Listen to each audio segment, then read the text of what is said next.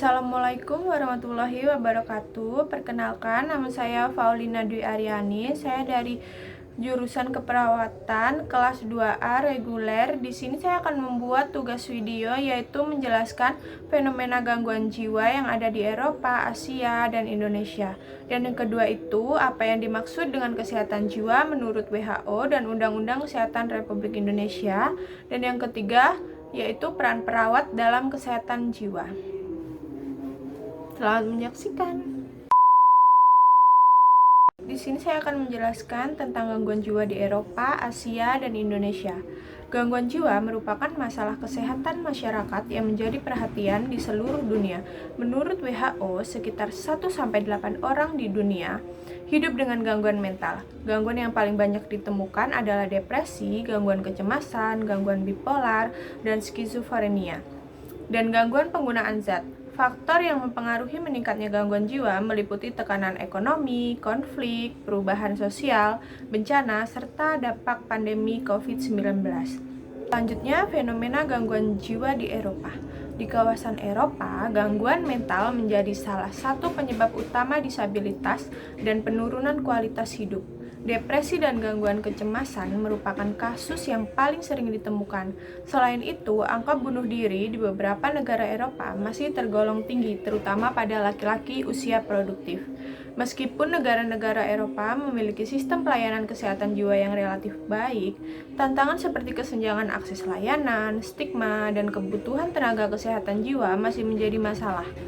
WHO juga melaporkan bahwa pandemi COVID-19 meningkatkan prevalensi gangguan kecemasan dan depresi di kawasan ini.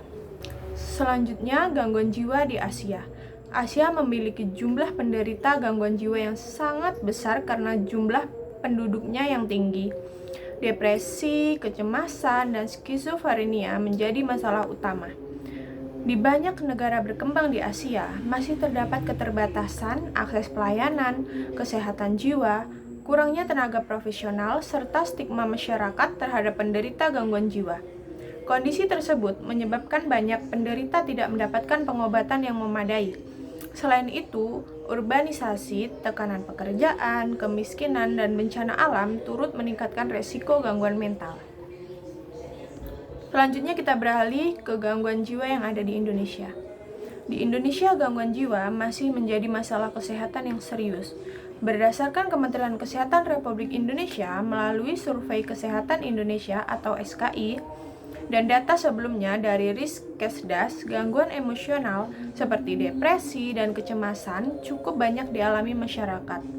Skizofrenia juga masih ditemukan di berbagai provinsi. Walaupun praktik pemasungan telah menurun, kasus tersebut masih dijumpai di beberapa daerah akibat kurangnya pengetahuan keluarga, stigma, dan keterbatasan akses layanan kesehatan jiwa. Pemerintah terus mengembangkan pelayanan kesehatan jiwa melalui puskesmas, rumah sakit, serta program kesehatan jiwa berbasis masyarakat.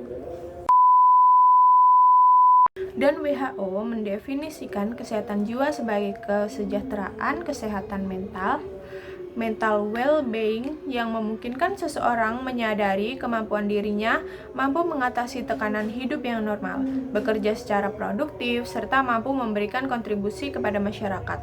Serta demikian, kesehatan jiwa bukan hanya tidak adanya gangguan mental, tetapi juga kondisi individu yang mampu berfungsi secara optimal dalam kehidupan sehari-hari.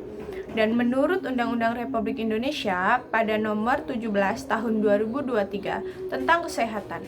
Kesehatan adalah keadaan sehat secara fisik, jiwa, dan sosial yang memungkinkan setiap orang hidup produktif. Kesehatan jiwa dipandang sebagai bagian yang tidak terpisahkan dari kesehatan secara keseluruhan, sehingga setiap warga negara berhak memperoleh pelayanan kesehatan jiwa yang bermutu, aman, dan terjangkau. Sebelumnya, pengaturan khusus juga terdapat dalam Undang-Undang Nomor 18 Tahun 2014 tentang Kesehatan Jiwa yang menegaskan bahwa kesehatan jiwa merupakan kondisi ketika individu dapat berkembang secara fisik, mental, spiritual, dan sosial, mampu menyadari kemampuannya sendiri mengatasi tekanan, bekerja secara produktif, serta berkontribusi bagi lingkungannya. Ada pula peran perawat dalam kesehatan jiwa. Yang pertama itu sebagai pemberi asuhan keperawatan atau care provider, yaitu melakukan pengkajian, menetapkan diagnosis, keperawatan, menyusun intervensi, melaksanakan tindakan keperawatan, dan mengevaluasi hasil kebutuhan pasien.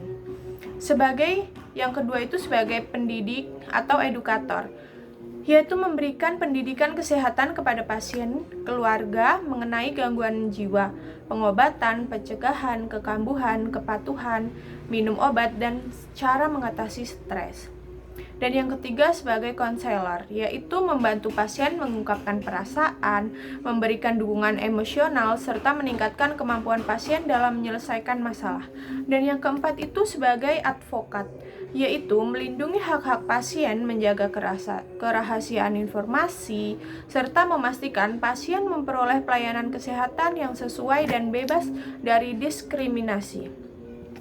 Dan yang kelima itu sebagai kolaborator, yaitu bekerja sama dengan dokter, psikolog, pekerja sosial, keluarga, dan tenaga kesehatan lainnya untuk memberikan pelayanan yang komprehensif. Dan yang keenam itu sebagai koordinator, yaitu mengkoordinasikan pelayanan kesehatan agar pasien memperoleh perawatan yang berkesinambungan, baik di rumah sakit maupun di masyarakat. Yang ketujuh sebagai peneliti, yaitu menetapkan praktik keperawatan berbasis bukti untuk meningkatkan mutu pelayanan kesehatan jiwa. Dan yang kedelapan itu sebagai agen perubahan, yaitu berperan dalam promosi kesehatan jiwa, mencegah gangguan jiwa, mengurangi stigma di masyarakat, serta mendukung program kesehatan jiwa nasional. Mungkin itu saja penjelasan dari saya tentang kesehatan jiwa yang ada di Eropa, Asia, dan Indonesia. Saya akhiri, wassalamualaikum warahmatullahi wabarakatuh.